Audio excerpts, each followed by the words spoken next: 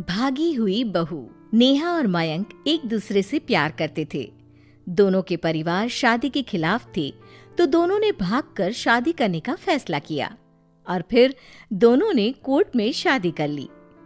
माँ, मैंने नेहा से शादी कर ली है। शादी कर ली है? कहाँ? कैसे? हमने तो देखी नहीं शादी। माँ, हम लोगों ने भागकर शादी की है। अच्छा जी, तो ये लड़की घर से भागी हुई है और अब मेरे घर की बहू बनेगी। अरे ना जी ना, मैं ऐसी लड़की को कभी अपने घर की बहू ना बनाऊं जो भाग कर शादी करती है। अरे मोहल्ले आसपास सब जगह इज्जत है हमारी।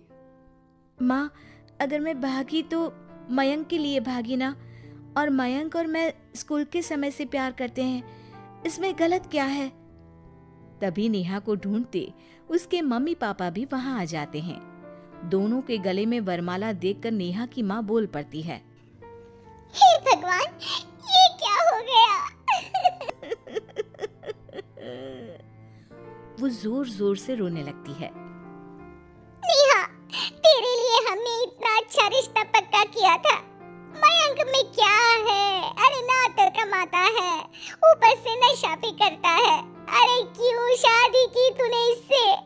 तू तो हमारी इकलौती बेटी है बेटा। अरे देखिए बहन जी, मेरे बेटे के लिए कुछ कहने की जरूरत नहीं है। हाँ, हम नहीं आए थे आपकी बेटी का हाथ मांगने। अरे कुछ नहीं करता तो कोई भूखे नहीं मार देंगे आपकी बेटी को। देखिए कितना बड़ा घर है हमारा, और भगवान की दुआ से दूध दही की नदियां बहती हैं।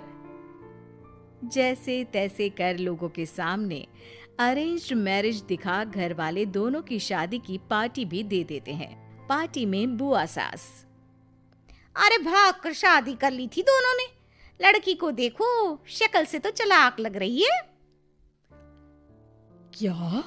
अरे पर रीटा बहन तो बोल रही थी कि दोनों की अरेंज्ड मैरिज है। तभी चाची कहती है, अरेंज्ड? अरे रीटा, अरेंज्ड करती तो कैसे इतने बड़े घर की लड़की लाती? लड़के में है क्या? अरे सिर्फ दिखता अच्छा है ना, पर ना कमाता ना धमाता, उल्टा नशा अलग से करता है।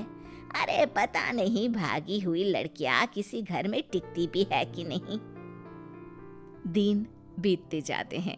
एक दिन, अरे रीटा, हम लोगों को 2 दिनों के लिए पंजाब जाना पड़ेगा। मेरी बहन यानी कि तुम्हारी ननद की बेटी की शादी जो है। हाँ हाँ चलते हैं, लेकिन घर किसके भरोसे छोड़ दें? आजकल तो घर बंद रखना सेफ नहीं है। अरे माँ, टेंशन क्यों लेती हो? मैं और नेहा तो घर पर ही रहेंगे ना। अरे हाँ हाँ, तू तो मेरा बेटा है, लेकिन सच कहूँ मुझे इस लड़की पर रत्ती भर विश्वास नहीं है। अरे माँ, नेहा तुम्हारी बहू है। बहू?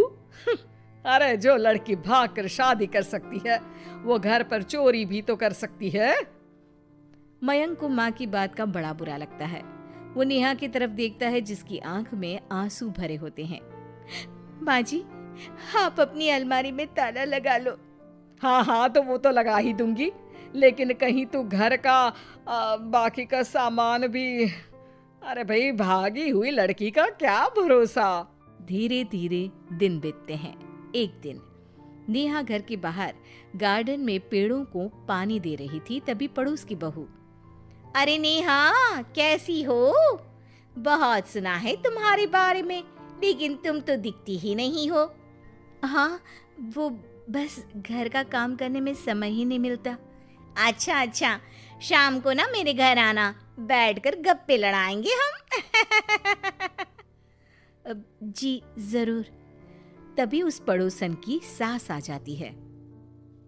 अरे बहू, ये किससे बात कर रही है? अरे माँ जी, ये ना शर्मा आंटी की बहू नेहा है, जो मयंक भैया की बीवी है। हाँ हाँ, बस सबको पता है ये कौन है और कैसी है।